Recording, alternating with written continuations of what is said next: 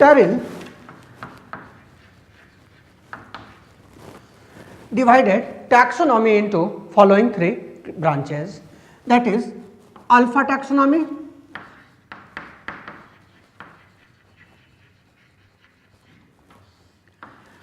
alpha taxonomy means organisms are classified on the basis of their gross morphological characters.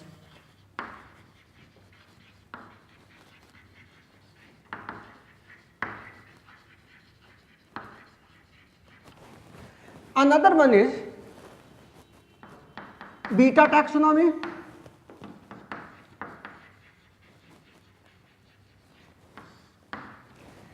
Beta taxonomy means in addition to morphological characters, we also consider the data derived from different branches of biology like anatomy, ecology, physiology, etc., and then we make a conclusion. So, when classification is based on morphological and data collected from different branches of botany, in that case the taxonomy is called beta taxonomy, and another one is omega taxonomy.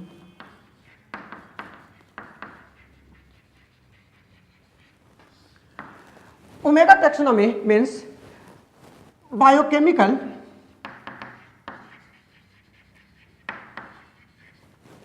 and microbial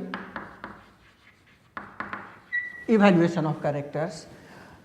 This is called the omega taxonomy. So, Terrell divided taxonomy into these three branches: alpha taxonomy, beta taxonomy and omega taxonomy, and these are the some of the basic points about the different branches of taxonomy. As we have already know that the study of taxonomy divided into three parts, that is identifications, nomenclature and classification, and so far identification is concerned there is not any different rule, and that is why I am going to start it with the nomenclature.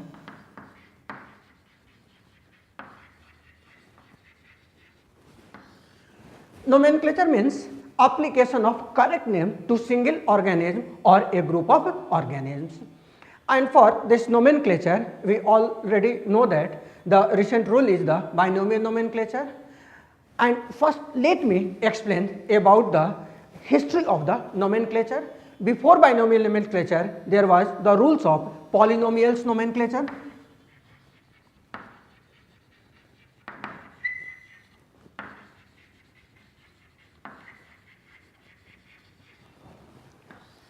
In polynomials nomenclature, the scientific name of an organism consists of several words. There is no limitations of number of words. For example, Bentham and Hooker, a very famous taxonomist, used a scientific name for Caryophyllum is Caryophyllum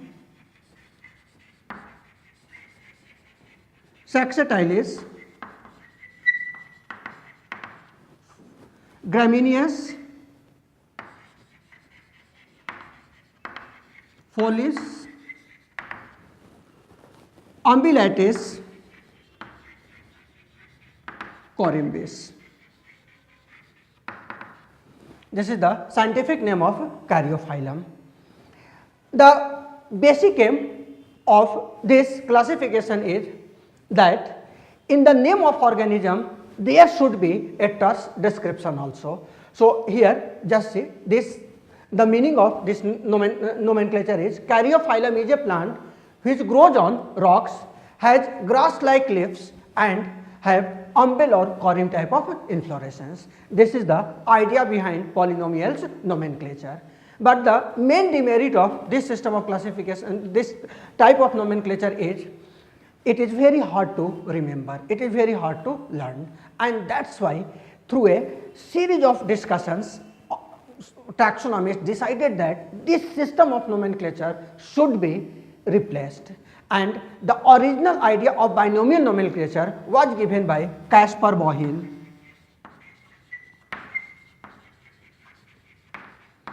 Caspar Bohil in his book Pinax.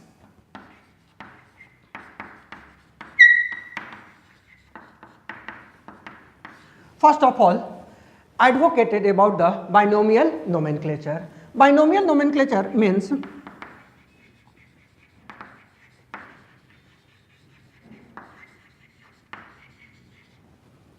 The scientific name of a plant consists of only two words. First word is the name of genus,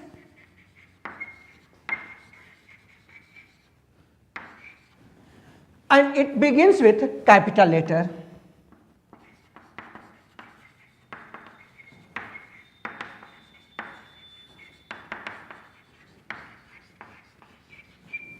Second word is the name of species, and it begins with a small letter. This is the basic principles of this binomial nomenclature, and both the name, that is the name of genus, and the name of species should be underlined separately to make it italics. So, for example, we know that the botanical name of garden pea is Pyzium sativum.